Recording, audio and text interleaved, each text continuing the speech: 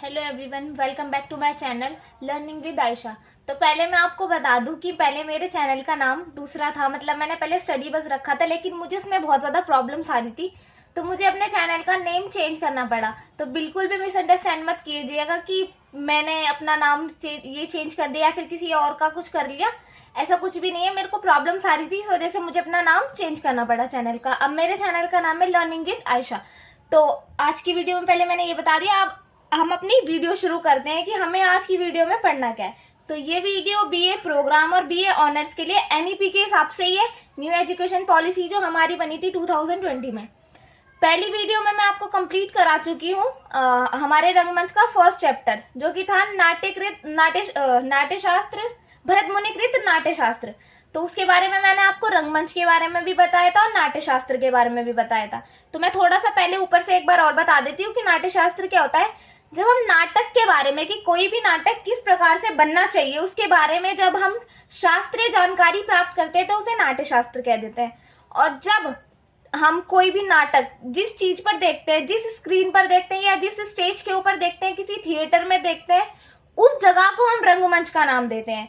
तो कोई भी नाटक या फिर नृत्य या फिर कोई भी कुछ भी चीज हो जिस चीज पर प्रदर्शित की जाती है, दिखाई जाती है, उसे हम रंगमंच कहते हैं। नाट्यशास्त्र और रंगमंच ये दो चीज हो गई। अब हमारे को उससे आगे इस चैप्टर में पढ़ना है यूनिट फर्स्ट का जो चैप्टर 2 है हमारा, उसका क्या नाम है, हिंदी का पारंपरिक रंगमंच। मैंने अपनी शॉर्ट वीडियो में आपको बता दिया है कि पारंपरिक रंगमंच क्या होता है। थोड़ा अभी बता देती हूँ कि पारंपरिक रंगमंच वो होता है जो हमारे पौराणिक रीति रिवाज होते हैं, जो भी हमारी लोक कथाएं, जो हमारी धार्मिक अनुष्ठान है, उससे रिलेटेड जो होती है, उससे जुड़ी हुई जो चीजें होती हैं, उनको जब नाटक के माध्यम से हम दूसरों तक पहुंचाते हैं या फिर जनता तक पहुंचाते हैं, तो उसे हम कहते हैं पारंपरिक रंगमंच। तो अब आज की वीडियो हम शुरू करते हैं कि हिंदी का पारंपरिक रंगमंच है क्या। तो हम ये जानते हैं कि भारत एक विशाल आबादी वाला और विविधताओं से भरा हुआ देश है, मतलब भारत की आबादी बहुत ज्यादा है। दूसरे नंबर पे हमारा भारत आता है, जो कि आबादी के अंदर है सबसे ज्यादा आबादी वाला। पहला चाइना है, दूसरा हमारा भारत है। और आबादी के साथ साथ इसके अंदर विविधताएं भी है। विविधताएं क्या होती हैं, अलग अलग चीजें, मतलब अलग अलग धर्म, अलग अलग जाति, अलग अलग भाषा बोलने वाले लोग। तो ये सब चीजें क्या होती हैं, हमारी विविधताएं। तो भारत एक विशाल देश के साथ विविधता वाला देश भी है। यहाँ अलग अलग धर्मों को मानने वाले लोग रहते हैं। जैसे मैंने बताया है कि अलग अलग धर्म, यहाँ पे हिंदू, मुस्लिम, सिख, ईसाई, बौद्ध, बहुत सारे धर्म रहते हैं। यहाँ लोग विभिन्न प्रकार की जातियों में बटे हैं। बहुत सारी यहाँ पे जातियां भी हैं, जाति प्रथा भी है यहाँ के अंदर की। अलग अलग जातियों के अंदर लोग बटे हुए हैं, कोई ऊंची भी होती है, कोई नीची भी होती है, वो सब चीजें। लोगों की विचारधाराएं, रहन सहन, संस्कृति, पहनावा, बोलचाल, भाषाएं अलग अलग है। तो लोगों की विचारधाराएं, मतलब जैसे एक फैमिली के अंदर हम देखते हैं कि एक ही फैमिली में 4 मेंबर है, तो उनकी अलग अलग विचारधाराएं होती हैं। कि कोई पूंजीवाद को समर्थन करता है कि हमारे को एक फाइनेंशियली रूप से या फिर आर्थिक रूप से बहुत ज्यादा सक्षम होना चाहिए। कोई कहता है कि हमारे को सामाजिक रूप से सक्षम होना चाहिए। तो जैसे एक परिवार में रहकर अलग अलग विचारधाराएं होती है, उसी प्रकार से देश के अंदर भी अलग अलग विचारधाराएं होती है। अलग अलग रहन सहन होता है। जब लोग अलग अलग धर्म के, अलग अलग जाति के हैं, तो उनका रहन सहन भी अलग होगा, उनकी संस्कृति भी अलग होगी, उनका पहनावा भी अलग हो गया, बोलचाल, भाषाएं, सब चीजें उनकी अलग अलग हो जाती है। इस प्रकार पूरे भारत में भिन्न भिन्न प्रकार की परंपराएं। अभी ये सब चीजें तो हैं, इनके साथ ही सबसे मोस्ट इंपॉर्टेंट चीज जो हमारी हो गई परंपराएं, मतलब अलग अलग मान्यताएं, लोगों की अलग अलग चीजों को वो मानते हैं। तो इस प्रकार पूरे भारत में विभिन्न प्रकार की परंपराएं हैं। यहाँ पारंपरिक विविधता विभिन्न राज्यों में हमें देखने को मिलती है। अब जैसे कि देखते हैं कि अलग अलग परंपराएं हमारे यहाँ पे क्या है, राज्य भाषा के आधार पर भी है, और अलग अलग राज्य में अलग अलग लोग रहते हैं, तो वो अलग अलग परंपराओं को मानते हैं, उनकी मान्यताएं अलग अलग है। इन पारंपरिक शैलियों की अपनी अलग विशेषता है, और जब ये अलग अलग परंपराएं जब आती हैं सामने, तो इनकी एक अलग विशेषता बन जाती है। कहीं पारंपरिक शैलियों का रूप नृत्य प्रधान है, तो कहीं संगीत प्रधान है। अब जैसे कि किसी की परंपरा होती है कि जब वो खुश होते हैं बहुत ज्यादा, या फिर किसी भी चीज की खुशी मनाना चाहते हैं, तो वो नृत्य प्रस्तुत करने लग जाते हैं। या फिर किसी राज्य में क्या होता है कि जब वो खुश होते हैं, तो वो संगीत के माध्यम से अपनी खुशी व्यक्त करते हैं। तो इसी प्रकार से पारंपरिक शैलियों की अपनी अलग विशेषता तो है, लेकिन वो कभी कभी नृत्य के रूप में प्रस्तुत करते हैं तो कभी संगीत के रूप में। इसीलिए कहा गया है कि कहीं पारंपरिक शैलियों का रूप नृत्य प्रधान है तो कहीं संगीत प्रधान है, कि कहाँ कहीं कहीं तो नृत्य को प्रधानता दी गई है और कहीं कहीं संगीत को प्रधानता दी गई है। आगे देखते हैं। कहीं धार्मिक सरोकार है तो कहीं लौकिक। कहीं पर क्या है, कहीं पे तो नृत्य को प्रधानता दे दी, कहीं पर दे दी संगीत को। फिर कहीं क्या है, धर्म को ज्यादा मान्यता दी जा रही है कि भाई नहीं, सबसे ज्यादा मेन क्या है, धर्म। अलग अलग चीजें, हम अलग अलग विभिन्नताओं की बात कर रहे हैं ना, तो इसीलिए अलग अलग जगह की बात कर रहे हैं। तो कहीं धार्मिक सरोकार है तो कहीं लौकिक सरोकार है। लेकिन विविधता होने के बाद भी पारंपरिक रंगमंच में समानता के गुण देखने को मिलते हैं। लेकिन जब हम कभी भी रंगमंच की बात करते हैं तो वहां पर हमारे को समानता मिलती है। अलग विविधता होने के बाद भी एकता है। जब हम कहते हैं यूनिटी इन डाइवर्सिटी, कि अनेकता में भी एकता है, वही चीज लेकिन विविधता होने के बाद भी, यानी कि इतने सारे धर्म, इतनी सारी जाति, इतनी सारी भाषा बोलने के बाद भी जब हम पारंपरिक रंगमंच की बात करते हैं तो वहां हमारे को समानता देखने को मिलती है। कैसे? क्योंकि सब चीजों को मिलाकर, वहां पर धर्म, जाति, ये सब थोड़ी देखते हैं रंगमंच के लिए। वहां पे तो क्या होता है कि जो चीज जनता को पसंद है या फिर जो उनको एंटरटेनमेंट दे रही है, उनको मनोरंजन प्रदान करनी है, वो चीज पेश करने की कोशिश करते हैं। भारत में ज्यादातर लोक नाट्य परंपरा अलिखित है। मतलब कि जो लोक नाट्य है वो की जो परंपरा है वो कैसी, लिखी हुई नहीं है। अपने हिसाब से ही लोग उसको बनाते रहते हैं, मतलब कोई भी लिखित नहीं है। जैसे हमारा संविधान होता है ना कि कहीं लिखित है कहीं अलिखित है, उसी प्रकार से लोक नाट्य की जो परंपरा है वो भी अलिखित है हमारे यहाँ।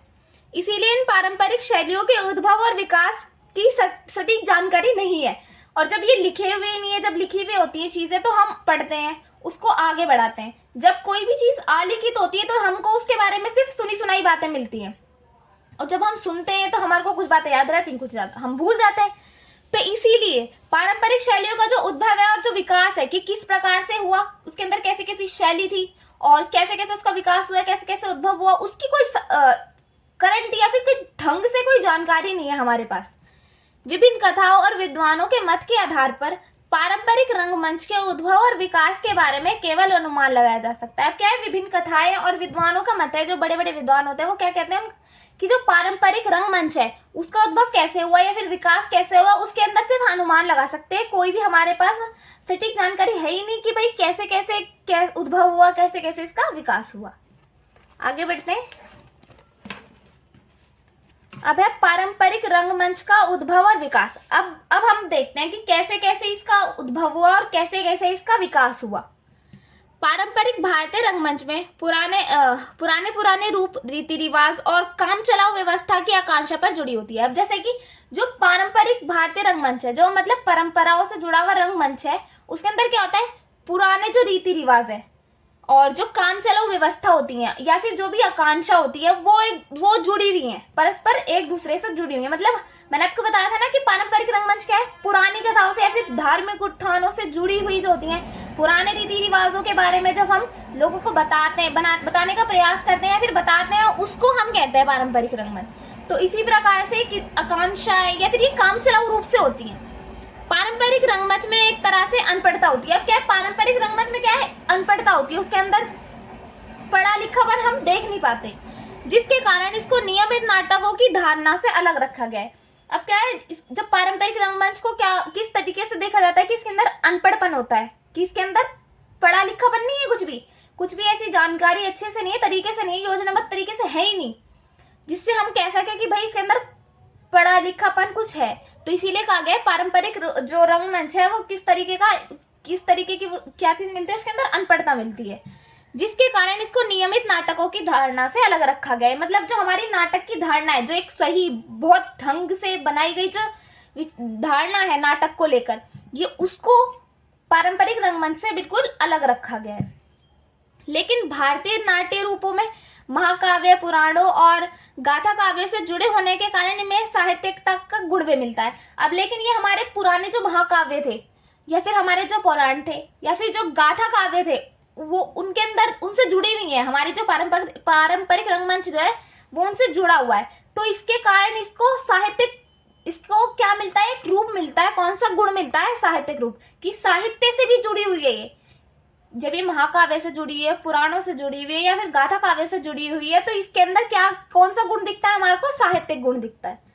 प्रदर्शन के नियम और अनुशासन का पालन हिंदी नाट्य की परंपरा में किया गया। अब क्या है प्रदर्शन के नियम? मतलब कोई भी नाटक किस प्रकार से प्रदर्शित किया जाएगा, यानी पेश किया जाएगा कहीं उस पे रंगमंच के ऊपर, तो उसके अंदर अनुशासन का पालन है। मतलब कि अनुशासन होना चाहिए। जब भी हम कोई भी नाटक प्रस्तुत कर रहे हैं या फिर कुछ भी प्रस्तुत कर रहे हैं, तो हम उसके अंदर क्या सबसे पहली क्या चीज होनी चाहिए? अनुशासन का पालन होना चाहिए, जो कि हिंदी नाटक की परंपरा है। कि नाटक की परंपरा सबसे पहली क्या है कि नाटकों के अंदर अनुशासन होना चाहिए, कि एक तरीके से योजनाबद्ध तरीके से इस प्रकार से नाटक बनना चाहिए कि लोगों को पसंद आए। ऐसा नहीं कि बहुत ज्यादा भीड़ वो हो गई, तुमने कोई चीज कहीं जोड़ दी, कुछ कहीं जोड़ दी, नहीं, तरीके से अनुशासन के रूप में उसको प्रदर्शन करना जरूरी है। इसीलिए भारतीय लोक नाट्य विधाओं को पारंपरिक या परंपराशील रंगमंच कहा जाता है। अब क्या है, इसी वजह से उसके अंदर अनुशासन है, अनुशासन की परंपरा को मान्यता दी गई है हमारे नाटकों के अंदर। इसीलिए भारतीय लोक नाटकों में, जो भारत के जो लोक नाटक के लोगों के लिए जो नाटक बनाए जाते हैं, फिर विधाएं होती है, उसके अंदर पारंपरिक या फिर परंपराशील रंगमंच या उनको परंपराशील रंगमंच कहा जाता है, जो कि परंपराओं से जुड़े हुए हैं। भारतीय नाटक की परंपरा हजारों वर्ष पुरानी है। मतलब जो भारतीय नाटक की परंपरा है वो कितने वर्षों पुरानी? बहुत हजारों सालों पहले से चली आ रही है। ऐसा नहीं है कि आज हम टीवियों पे देखते हैं या फिर सीरियल्स वगैरह देखते हैं तो वो अभी नई नई शुरू हुई है या फिर हमारी नई जनरेशन ने शुरू करी है, ऐसा नहीं है। ये हजारों वर्षों पहले से ही चली आ रही है, क्योंकि लोगों को क्या होता था, मनोरंजन की जरूरत पड़ती है। तो जब मनोरंजन मिलेगा तभी तो उनके जीवन में सुख शांति आएगी ना, उनको एकदम खुशी मिलती है किसी भी चीज को देखकर। तो इसीलिए पुराने टाइम से ही भारतीय नाटकों की परंपरा चली आ रही है। संस्कृत के नाट्य परंपरा के कुछ तत्व आज भी नाटक में दिखाई देते हैं। अब मतलब क्या है, जो संस्कृत की जो नाटक होते थे, पहले नाटक कौन से चलते थे? संस्कृत के नाटक चलते थे। और जो संस्कृत के नाटक की जो कुछ परंपराएं, मतलब उस टाइम पे जो अपनाई जाती थी ना तत्व, कौन कौन सी चीजें हमारे को नाटक में अपनानी चाहिए, वो हम आज प्रेजेंट के जो हमारे नाटक होते हैं, जो हमारे आज हम अपने टीवी सीरियल्स देखते हैं, उनके अंदर भी हमारे को दिखाई देती है कि कौन कौन सी चीज पहले भी हुआ करती थी और आज भी हुआ करती है। आगे देखते हैं उदाहरण के लिए। अब मैं आपको उदाहरण देती हूँ कैसे। प्राचीन साहित्य में संस्कृत बोली जाती थी। अब जो प्राचीन साहित्य था हमारा, प्राचीन टाइम में की बात करें तो वहां पे क्या होती थी? संस्कृत की प्रधानता होती थी, यानी कि संस्कृत भाषा ही बोली जाती थी। जैसे वैदिक की बात करें तो वैदिक पहले क्या होता था, जैसे मैं उदाहरण देती हूँ आपको, पहले क्या होता था, हम जो आज हिंदी बोलते हैं, अभी जो मैं बात कर रही हूँ आपसे वो हिंदी में बात कर रही हूँ, तो ये हिंदी सिर्फ इतनी आसानी से नहीं आ गई, इसको भी लाने में बहुत ज्यादा टाइम लगा। पहले कोई सी भाषा आई, फिर कोई सी भाषा आई, जैसे कि सबसे पहले वैदिक भाषा बोली जाती थी। पौराणिक टाइम की बात करें तो वैदिक भाषा आई, फिर उसके बाद आई लौकिक, फिर उसके बाद पाली भाषा आ गई, फिर उसके बाद आई प्राकृत, फिर उसके बाद आ गई अपभ्रंश, अपभ्रंश के बाद आई अवहट आ गई। मतलब ये भाषाएं हमारी जो हमारी पौराणिक टाइम से चली आ रही हैं, अब वो अवहट आ गई। अब उसके बाद जो अंत में आई वो हिंदी आई, जो आज हम बोल रहे हैं। हमारे को तो इतना आसान लगता है कि हिंदी भाषा हम नॉर्मली अपनी लाइफ में बोल रहे हैं, जिंदगी में अपने जीवन में हमने अपना रखी है, तो ये बड़ी आसानी से आ गई होगी, लेकिन ऐसा बिल्कुल भी नहीं है।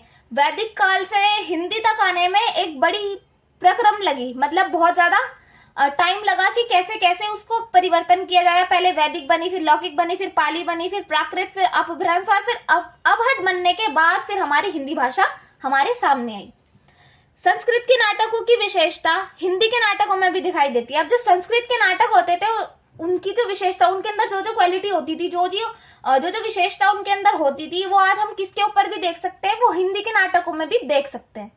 अब क्या है, परंपरा के बारे में हम जानते हैं। कौन कौन सी परंपरा हमारी पौराणिक थी, जैसे कि वैदिक साहित्य में नाटक का अस्तित्व एक स्वतंत्र विधा में नहीं मिलता। अगर हम वैदिक काल की बात करें तो वहां पे क्या होता था, नाटक का जो अस्तित्व था, मतलब नाटक जो दिखाए जाते थे उनका उस स्वतंत्र विधा नहीं थी, मतलब स्वतंत्रता रूप से हम उसको जान नहीं सकते कि किस था भी यानी, या फिर हमारे को पूरी जानकारी, सटीक जानकारी है ही नहीं कि वैदिक साहित्य में नाटक का अस्तित्व एक स्वतंत्र विधा में नहीं है, मिलता ही नहीं है हमारे को कि वो स्वतंत्र था या नहीं था। तो इस वजह से हम ये कह सकते हैं कि वैदिक साहित्य में नाटक का अस्तित्व एक स्वतंत्र विधा में नहीं है। लेकिन वैदिक की तो बात कर ली कि स्वतंत्र विधा में हमारे को उसका अस्तित्व मिलता ही नहीं है। लेकिन अगर हम ऋग्वेद में की बात करें तो ऋग्वेद में कुछ क्या था, संवाद सूत्र ऐसे हैं जहां कथानक एवं नाट्य की कुशलता की कुछ झलक मिलती है। कथानक क्या होता है, टॉपिक्स को हम कहते हैं विषय को। जब हम किसी भी टॉपिक की बात करते हैं, जैसे कि हमने टॉपिक लिया कोई भी प्रेम, या फिर हमने लिया वीरता के ऊपर कोई हम नाटक बना रहे, तो वो चीज। तो ऋग्वेद में कुछ संवाद सूत्र ऐसे हैं, यानी कि ऋग्वेद के अंदर हम कुछ ऐसे संवाद या फिर सूत्र देख सकते हैं जहां पर नाट्य की कुशलता की कुछ कथानक एवं नाट्य की कुशलता की कोई भी क्या क्या टॉपिक लेने चाहिए, या फिर नाटक की कुशलता, किस तरीके से नाटक को कुशल किया जाए, उसकी झलक मिलती है। उदाहरण के लिए हम देखें तो पुरंखा, यानी पुरंखा जो कि हमारी वो है, नाटक का नाम है, जो कि क्या है, उर्वशी संवाद से है। फिर है यम यमी संवाद, ये भी एक संवाद है। पुरंखा उर्वशी संवाद हो गया ये हमारा है। दूसरा है यम यमी संवाद। तीसरा है विश्वामित्र और नदी संवाद। चौथा है हमारा लोपामुद्रा संवाद। ये हमारे उदाहरण दे रखे हैं कि हमारी कौन कौन सी परंपराएं होती थी और उसके अंदर क्या कौन कौन सी हमने कथानक की और नाट्य की कुशलता की झलक देखी। रामायण और महाभारत दोनों में ही नाट्य प्रदर्शन की झलक मिलती है। अब हम अगर देखें तो रामायण भी देखी है हमने और महाभारत भी देखी है, नाटक के रूप में हमारे को प्रदर्शित की जाती है टेलीविजन वगैरह पे। हम अगर देखें तो हमको जानकारी मिलती है कि कौन कौन सी रामायण में क्या हुआ था, महाभारत में क्या हुआ था। तो ये नाट्य के प्रदर्शन की जो झलक है हमारे को किस किस में मिलती है, रामायण और महाभारत के अंदर। आगे देखते हैं पतंजलि के महाभाष्य में कंस वध एवं बलि वध नामक 2 प्रदर्शन मिलता है। क्या है, पतंजलि का एक महाकाव्य है जिसके अंदर कंस वध एवं बलि वध नामक 2 प्रदर्शन मिलते हैं। आगे देखते हैं नाटक की भाषा में बदलाव। अब क्या है, संस्कृत मैंने आपको पहले बताया कि संस्कृत भाषा का प्रयोग होता था, पहले के नाटकों में संस्कृत भाषा का प्रयोग होता था। कैसे कैसे इस भाषा में बदलाव आया, हम इसको देखते हैं। अब संस्कृत नाटकों के रूप में परिवर्तन हमें 14वीं शताब्दी तक देखने को मिलते हैं। मतलब संस्कृत नाटकों के रूप में परिवर्तन, जो संस्कृत नाटक होते थे उनके अंदर परिवर्तन हुए, चेंजेस हुए, बदलाव हुए, वो हमारे को कौन सी सदी में देखने को मिलते हैं, 14वीं शताब्दी के अंदर। जो हमारी 14वीं शताब्दी थी उसके अंदर हम देख सकते हैं कि नाटकों का जो रूप था उसके अंदर परिवर्तन आ चुका था। अब नाटकों की प्रस्तुति में गीत और नृत्य का प्रयोग काफी बढ़ गया था। अब जैसे कि मैंने आपको पहले बताया था कि संस्कृत के नाटक थे, पहले संस्कृत भाषा का प्रयोग होता था। अब संस्कृत नाटकों में परिवर्तन शुरू हो गया। कब, 14वीं शताब्दी के अंदर। अब क्या होने लग गया, जब परिवर्तन शुरू हो गया तो जब नाटक को प्रस्तुत किया जाता था तो उसके अंदर गीत और नृत्य का प्रयोग होने लगा, काफी बढ़ गया। मतलब कि जब हम नाटक प्रस्तुत करते थे तो उसमें क्या करते थे, वो गीत गा रहा है कोई, या फिर गीत के माध्यम से प्रस्तुत करना शुरू कर देते, या फिर नाटक नृत्य के माध्यम से वो उसको प्रस्तुत कर देते, या फिर उसके नाटक के अंदर कहीं ना कहीं किसी भी हिस्से में हमारे को नाटक या फिर नृत्य या फिर गीत देखने को मिल जाता था। तो संस्कृत की भाषा के बाद हमारे को क्या परिवर्तन मिला 14वीं शताब्दी के बाद, कि नाटकों के अंदर नृत्य और गीत का प्रयोग काफी बढ़ गया। इस समय देश में ऐसे नाटक लिखे जाने लगे जिसमें संस्कृत संवादों के साथ साथ भाषा गीत अथवा समावेशन भी देखने को मिलता रहा। उदाहरण के लिए असम में शंकरादेव ने आंकिया की रचना। अब क्या है, अब देखो इस समय जब नाटक के अंदर गीत और नृत्य बढ़ने लग गया तो पूरे देश के अंदर नाटक अलग अलग तरीके से लिखने लग गए। मतलब लोगों ने अपने तरीके अलग कर दिए, उन्होंने अपने तरीके अलग कर दिए कि अलग अलग तरीके से नाटक लिखना शुरू कर दिया। संस्कृत संवादों के साथ साथ, मतलब जो संस्कृत के संवाद थे उनके साथ साथ भाषा गीत का समावेशन भी देखने को मिलता रहा। मतलब भाषा किस प्रकार की होनी चाहिए नाटक के अंदर, संवादों के साथ साथ ये भी इस पर भी गौर दिया जाने लगा कि भाषा का गीत, संस्कृत संवादों के साथ साथ भाषा गीत का समावेशन भी देखने को मिलता रहा। मतलब कि भाषा का गीत की जो भाषा है वो किस तरीके से प्रस्तुत की जाएगी, उसका समावेशन किस प्रकार से किया जाएगा, इस पर भी जोर दिया, वो भी हमारे को उसके अंदर मिलने लग गया। उदाहरण की अगर हम बात करें तो असम में शंकरादेव ने अंकिया की रचना की। अब क्या है, असम के अंदर एक शंकरादेव थे, उन्होंने क्या करा, मतलब असम के अंदर, मतलब जो हमारी स्टेट है असम, उसके अंदर क्या हुआ, शंकरादेव ने क्या किया, अंकिया की रचना कर दी, अंकिया रच दिया एक। फिर है इन नाटकों के कथानक पौराणिक होते हैं। मतलब अब जो ये कथा जो थी ना हमारी, उनके अंदर जो नाटकों की कथानक होती, कथानक मतलब टॉपिक्स जो होते थे, विषय की बात कर रहे हैं, विषय वस्तु जो हमारी होती है, वो कैसी होती थी, पौराणिक होते थे, मतलब पुरानी कथाओं पर बेस्ड होते थे या फिर पुरानी रीति रिवाजों पर बेस्ड होते थे। और इसमें संगीत और नृत्य काफी अधिक होता था। अब उनके अंदर क्या होता था, पुरानी कथाओं से जुड़े हुए हो गए, उसके अंदर नाटक, उसके अंदर नृत्य भी है, उसके अंदर संगीत भी है। ये नाटक प्रस्तुतियां हमारे पारंपरिक रंगमंच का अंग बनी।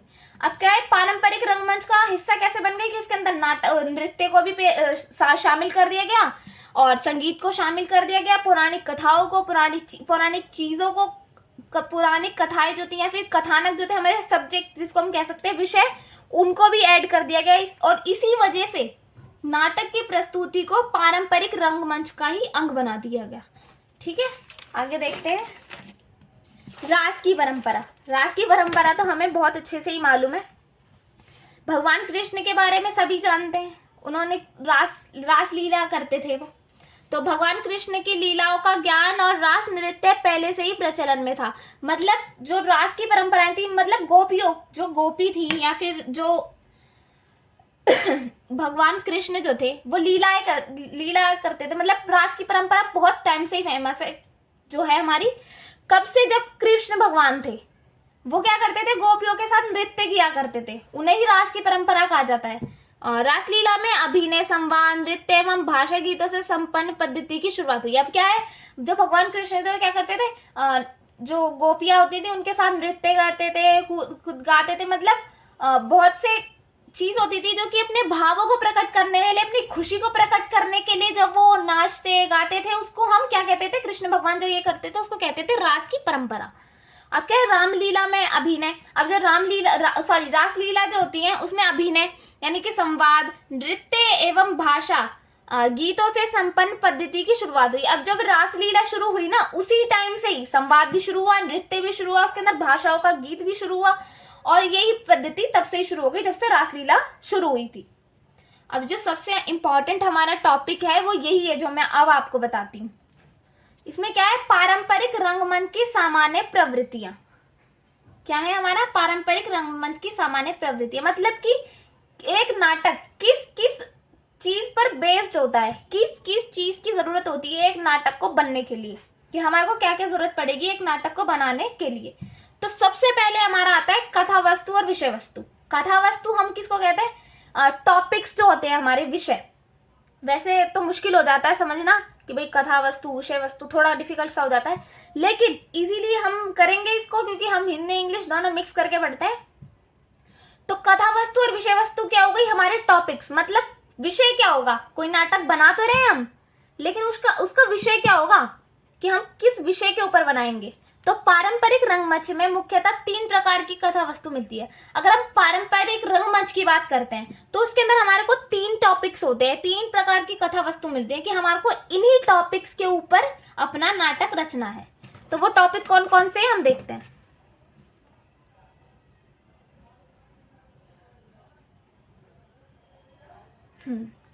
तो है पहला, पौराणिक कथा या पात्र, यानी कि जो भी पुरानी कथा होती थी, पुरानी जो कथाएं बीत गई हैं उनसे रिलेटेड होती थी, कि पुराने रीति रिवाज हो गए, लोक कथाएं हो गई, या फिर कुछ भी चीज हो गई वो पुरानी, मतलब पौराणिक होनी चाहिए। पौराणिक मतलब होगा पुरानी, पुराने टाइम पर जो बनाई जाती थी उनको हम पौराणिक का नाम देते हैं। तो पौराणिक कथा एवं कथा या पात्र यानी कि पुरानी कथाओं से रिलेटेड होनी चाहिए थी। अब दूसरा क्या है, सामाजिक और आर्थिक परिस्थितियों की प्रतिक्रिया स्वरूप यथार्थ जीवन। अब क्या है, सामाजिक, किसी भी व्यक्ति की या फिर एक समाज की सामाजिक स्थिति कैसी है, या उसकी आर्थिक स्थिति कैसी है, या फिर उसका यथार्थ, उसका जो सीधा मतलब जो असली, यथार्थ मतलब होता है असली को हम कहते हैं यथार्थ।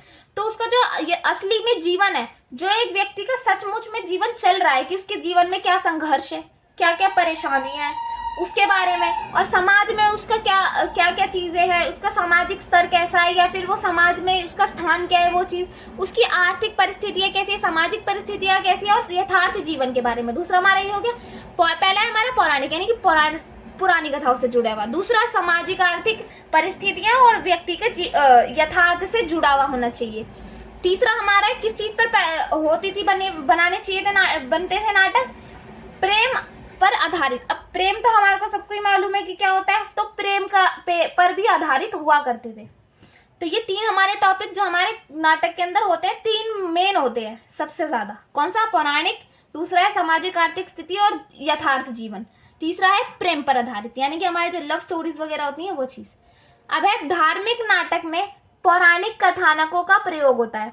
अब जो धार्मिक नाटक होते हैं, हमने देखा है महाभारत हो गई या फिर कोई भी अलग नाटक है जो धर्म से रिलेटेड होता है, तो उसका पौराणिक कथाओं में प्रयोग होता है। अभी मैंने कहा ना पौराणिक, जो पुरानी कथाओं से जुड़े हुए होते हैं उनको हम कहते हैं पौराणिक। तो पौराणिक में हमारे क्या होते थे? धार्मिक नाटकों को बनाया जाता था, जिसमें रामचरितमानस, कृष्ण तथा सत्य हरिश्चंद्र, प्रहलाद चरित्र आदि में, मतलब कि ये जो हमारे नाटकों के नाम बताए गए हैं कि इसके अंदर जो रामचरितमानस है उसके अंदर क्या है? धार्मिकता है, पौराणिकता है। और कृष्ण तथा सत्य हरिश्चंद्र, प्रहलाद, इन सब चीजों के अंदर हमारे को क्या देखने? प्रहलाद चरित्र, इन सब चीजों में हमारे को क्या देखने को मिलता है? धार्मिकता देखने को मिलती है पुरानी, जो कि पुराने टाइम पर क्या हुआ करता था।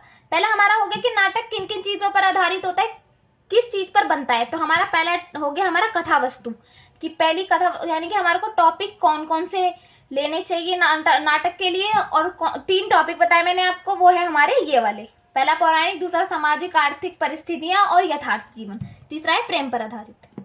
अब हमारा सेकंड टॉपिक शुरू होता है कि संवाद। पहला तो कथा वस्तु तो हो गई, कथा वस्तु तो होनी चाहिए कि जब तक हम टॉपिक नहीं चुनेंगे तब तक हम आगे कैसे बढ़ सकते हैं। अब टॉपिक के बाद जब हमारा टॉपिक भी डिसाइड हो गया कि हमारा टॉपिक ये है, तो उसके बाद हमारे को सेकंड पर जरूरत पड़ती है, दूसरे नंबर पर संवाद की। अब क्या संवाद होता क्या है, ये सबसे ज्यादा जरूरी है समझना है कि संवाद है क्या चीज। तो संवाद, नाटक के जो पात्र एक दूसरे से वार्तालाप करते हैं उन्हें संवाद कहते हैं। अब क्या है, नाटक पेश करने के लिए जरूरत तो पड़ेगी हमारे को पात्रों की। पात्र मतलब कैरेक्टर्स जो होते हैं, जो भी निभा रहे हैं, किसी भी रोल को निभा रहे हैं, वो चीज। तो जब वो आपस में बात करते हैं, वो जो बात होती है ना, उसको हम संवाद कहते हैं। कि अपने कुछ बात वो अपनी कह रहे हैं, दूसरे वाले की सुन रहे हैं, उसे हम क्या कहते हैं? संवाद कहते हैं। यानी कि नाटक के जो पात्र एक दूसरे से वार्तालाप करते हैं, वार्तालाप मतलब बातचीत, उन्हें संवाद कहते हैं। संवादों के द्वारा नाटक की कथा आगे बढ़ती है तथा नाटक के चरित्र पर प्रकाश डालता है। अब वो तो बात करते हैं, लेकिन हमने देखा है कि जब कोई भी नाटक शुरू होने से पहले क्या होता है कि कोई भी आता है और वो नाटक के बारे में बताता है कि भाई अब ये हो रहा है, अब ये हो रहा है, अब दूसरा कैरेक्टर सामने आएगा, तीसरा कैरेक्टर सामने आएगा। वो काम भी किसका होता है? संवाद का काम होता है। वो भी तीसरा जो व्यक्ति होगा जो समझाएगा कि कौन कौन आ रहा है, या फिर ये कैरेक्टर ये निभा रहे हैं, ये कैरेक्टर ये निभा रहे हैं। तो वो काम भी कौन करता है? संवाद करता है। तो क्या है ये, जब जो एक दूसरे से पात्र आपस में बात करते हैं उसको हम संवाद का नाम देते हैं। सेकंड हमारा कवर हो गया। थर्ड हमारा आता है भाषा। अब कथा वस्तु भी हो गई, संवाद भी हो गया, अब क्या है मेन? भाषा। अब भाषा में क्या चीज होनी चाहिए? नाटक की भाषा का सरल व संप्रेक्षणीय होना अनिवार्य है। मतलब नाटक की भाषा जो है वो इस तरीके से होनी चाहिए कि वो लोग जो हमारी देखने वाले हैं, जिनको हम दिखा रहे हैं, या फिर जो भी हमारी पब्लिक है, उसको समझ आनी चाहिए। ऐसा नहीं कि हम कठिन शब्दों का प्रयोग करेंगे या फिर ऐसी भाषा यूज करेंगे जो कि सामने वाले को समझ ही ना आए। हमारे को ऐसी भाषा का यूज करना है जो कि सरल हो और संप्रेक्षणीय, मतलब दूसरे को समझ आने वाली हो। यानी नाटक में सरल भाषा का प्रयोग किया जाना चाहिए और ये अनिवार्य है। मतलब नाटक की भाषा सरल होनी चाहिए ताकि सामने वाले को नाटक समझ आए, और ये बहुत ज्यादा इंपॉर्टेंट है, यानी कि अनिवार्य, जरूरी है, जिससे दर्शक नाटक को समझ सके और नाटक से मनोरंजन उठा सके। अब सरल भाषा का यूज इसलिए किया जाता है ताकि सामने वाला दर्शक समझ तो ले, साथ में ही वो मनोरंजन भी उससे उठा सके। जब उसको समझ ही नहीं आएगा कि सामने हो क्या रहा है, तो वो मनोरंजन कैसे प्राप्त करेगा। इसी वजह से भाषा का सरल होना जरूरी है ताकि दर्शक समझ पाए और उससे मनोरंजन उठा पाए। आगे देखते हैं। अब आता है संगीत। संगीत भी बहुत इंपॉर्टेंट है किसी भी नाटक के अंदर। आजकल के टाइम पे तो हम बात करें तो हमारा सबसे इंपॉर्टेंट ये, ज्यादातर संगीत से ही हम किसी भी चीज को देखना पसंद करते हैं। अगर हमारे को संगीत पसंद आ गया तो हम क्या करेंगे, नाटक भी बड़ा अच्छा होगा, यही सोच लेते हैं। तो अब चौथा हमारा पॉइंट क्या आ गया, संगीत। नाटकों के मंचन में संगीत केवल एक सहयोगी तत्व ही नहीं अभी तो ये अनिवार्य अंग भी है। अगर नाटक को पेश करने के लिए, जब भी हम नाटक को ही पेश कर रहे हैं, उसके लिए संगीत केवल एक सहयोगी तत्व नहीं है कि हाँ भाई वो सपोर्ट कर रहा है उसको, नहीं, वो क्या है, बहुत इंपॉर्टेंट अंग है, उसका बहुत जरूरी अंग है किसी भी नाटक का। संगीत किसी भी पात्र के आंतरिक भावनात्मक जीवन को प्रकट कर सकता है। अब क्या है, कोई कोई नाटक संगीत जो कि सॉन्ग हम जिसको बोलते हैं, या फिर वो हमारा जो संगीत है वो क्या करता है, वो कभी कभी इस प्रकार से बन जाते हैं कि वो लोगों की भावनाओं को छू जाते हैं और बहुत ज्यादा उनके मन को शांति देते हैं और उनकी भावनाओं को एक सुकून प्रदान करते हैं। कहाँ गया, संगीत किसी भी पात्र के आंतरिक भावनात्मक जीवन को प्रकट कर सकता है। संगीत का वास्तविक महत्व तब होता है जब संगीत की मिठास आत्मिक शांति देती है। कैसे संगीत अगर के अंदर जब मिठास होगी तो वो लोगों को एक आत्मिक शांति प्रदान करती है। संगीत से सने गीतों को सुनकर व्यक्ति अपने आप में थिरक उठता है। क्या है, जो संगीत है कभी कभी संगीत इस प्रकार का होता है कि खुद व्यक्ति उसको सुनने के लिए खुद ही बहुत ज्यादा उत्सुक हो जाता है, उसके हृदय में करुणा भाव जाग उठता है। कभी कभी क्या होता है, इस तरीके का इमोशनल सॉन्ग होता है कि उसके अंदर करुणा जाग जाती है और कभी कभी वो करुणा क्या है, आंसुओं के माध्यम से भी बह जाती है। तो ये होता है हमारा नाटक के अंदर संगीत का जो इम्पोर्टेंस है या फिर उसकी महत्वता। हमारा हो गया संगीत की क्या महत्वता है कि नाटकों के अंदर संगीतों को क्यों लिया जाता है। अब आ गया नृत्य, कि नृत्य को भी नाटक के अंदर लिया जाता है, तो वो क्यों। नृत्य भी मानवीय अभिव्यक्ति का एक रसमय प्रदर्शन है। मतलब कि जो मानव की व्यक्ति है, मतलब मानव क्या सोचता है, उसकी अभिव्यक्ति क्या है, उसको क्या है प्रदर्शित करता है। एक रसमय प्रदर्शन है कौन, नृत्य। कि नृत्य के माध्यम से मानव की जो भावनाएं हैं हम उसको उसके सामने पेश कर सकते हैं। ये एक सार्वभौमिक कला है, मतलब एक सार्वभौमिक कला है जिसका जन्म मानव जीवन के साथ हुआ। अब क्या नृत्य कोई नई कला नहीं है, क्या आज शुरू हुई है या फिर अभी शुरू हुई, नहीं, ये बहुत पुरानी है। जब मानव का जीवन शुरू हुआ था तब से नृत्य की चला आ रहा है। नृत्य की कला देवी देवता दैव्य दानवों मनुष्य एवं पशु पक्षियों को अति प्रिय होती है। मतलब क्या है, जो भी हमारी देवी देवता थे या फिर दैव्य दानव थे, जो भी थे, या फिर हम मनुष्य की बात करें या पशु पक्षियों की बात करें, ये सबको बहुत पसंद होता है, सब हर कोई नाचता है। भारतीय पुराणों में इसे दृष्ट नाशक एवं ईश्वर प्राप्ति का साधन माना गया। अब क्या है, जो हमारे पुराण है उनके माध्यम से क्या कहा गया है कि जब हमारे को ईश्वर की प्राप्ति करनी होती है तो हम नृत्य प्रस्तुत कर सकते हैं, भगवान की प्राप्ति नृत्य के माध्यम से कर सकते हैं। अमृत मंथन के पश्चात जब दुष्ट राक्षसों को अमृतत्व पाने का संकट उत्पन्न हुआ, तब भगवान विष्णु ने मोहिनी का रूप धारण कर अपने लास्य नृत्य द्वारा ही तीनों लोगों को राक्षसों से मुक्ति दिलवाई थी। मतलब क्या करा उन्होंने, राक्षसों का जो राज हो रहा था उन्होंने क्या करा, मोहिनी का रूप धारण करके उनको मतलब जो तीनों लोग हैं हमारे, उनको राक्षसों से बचाया। छठा हमारा आता है चरित्र। चरित्र क्या होता है, चरित्र नाटक को आगे बढ़ाने, विचार व्यक्त करने और तमाशे में योगदान करने में मदद करता है। चरित्र हम किसको कहते हैं, कैरेक्टर्स जो होते हैं हमारे। तो एक किसी भी नाटक के अंदर कैरेक्टर का सबसे मेन रोल होता है। क्यों, क्योंकि किसी भी नाटक को प्रदर्शित तो वही कर रहे हैं ना। तो चरित्र जो है नाटक को आगे बढ़ाने और मतलब नाटक को आगे बढ़ाता है, लोग और विचार व्यक्त करता है, और जो तमाशे के अंदर क्या क्या योगदान है वो चीज बताता है। एक नाटककार नाटक के अनुरूप चरित्र का निर्माण करता है और इसीलिए चरित्र अलग अलग प्रकार के हो सकते हैं। अलग अलग लोग अलग अलग कैरेक्टर निभाते हैं, कि कोई किसी चीज का निभा रहा है, कोई किसी चीज का निभा रहा है। तो ये लोगों को क्या बताना चाहते हैं कि कौन किस प्रकार से काम कर रहा है, कौन क्या काम करता है, वो चीज। सातवां हमारा आता है रूप सज्जा। रूप सज्जा क्या होती है, हमारी मेकअप को हम कहते हैं रूप सज्जा। रूप सज्जा से तात्पर्य पात्र को सुंदर ढंग से तैयार करना। आगे ना हमारा मेकअप की बात की, जब हम नाटक प्रस्तुत करते हैं तो जब हमारे जो भी कैरेक्टर है वो सुंदर लगेगा, तभी तो जो हमारी ऑडियंस है या फिर हमारे जो दर्शक है तभी तो वो उसकी तरफ खींचेंगे ना, नाटक की तरफ। तो इसीलिए रूप सज्जा भी जरूरी होती है, मेकअप भी जरूरी होता है। रूप सज्जा पात्र की सुंदर जो रूप सज्जा होती है वो क्या करती है, पात्र जो भी कैरेक्टर निभाने वाला है उसको क्या करते हैं, आकर्षक बनाती है, जिससे दर्शक पात्र की ओर आकर्षित होते हैं। नाटक के रूप में सज्जा का बहुत महत्व है। अब मैंने बताया ना आपको कि जब वो सुंदर लगेंगे तो खुद ही दर्शक जो होंगे उसके तरफ आकर्षित होते हैं और ज्यादा से ज्यादा देखना नाटक को पसंद करते हैं, अगर जो पात्र निभाने वाला या फिर जो रोल निभा रहा है जो भी, वो सुंदर दिखेगा तब। आठवां हमारा आता है वेशभूषा। वेशभूषा क्या होती है, हमारा जो ड्रेस वगैरह होती है हम जो पहनते हैं वो चीज।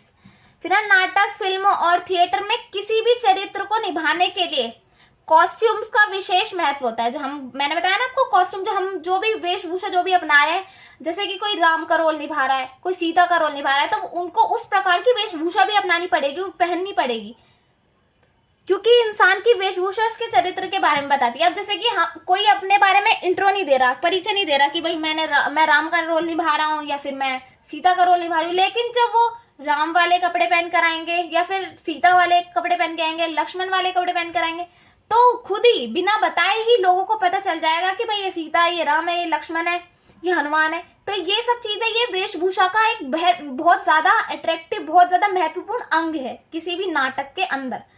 और वेशभूषा उसके चरित्र के बारे में बताती है। वेशभूषा समाज में व्यक्ति की छवि का निर्माण करती है। अब समाज में क्या है, व्यक्ति की क्या छवि है, वो कौन सा रोल निभा रहा है, क्या उसका निर्माण कौन करता है, वेशभूषा। उसकी वेशभूषा के माध्यम से ही उसको लोगों को पता चलता है, दर्शकों को पता चलता है कि भाई कौन कौन सा रोल निभा रहा है। तो आज की वीडियो हमारी इसी पर खत्म होती है। मेरे से जितना हो सका मैंने उतना इजी वे में आपको समझाने की कोशिश करी है, क्योंकि रंगमंच जो है वो थोड़ी हार्ड लैंग्वेज है। रंगमंच की जो हमारी बुक है उसके अंदर बहुत ज़्यादा हार्ड लैंग्वेज है। मैंने फिर भी आपको इजी लैंग्वेज में बताया है। अगर आपको पसंद आई है वीडियो तो मेरे चैनल को सब्सक्राइब करें, लाइक करें और शेयर करें और कमेंट भी करें ज़्यादा से ज़्यादा। आज की वीडियो को हम यहीं ख़त्म करते हैं। नेक्स्ट वीडियो में मिलते हैं जल्दी।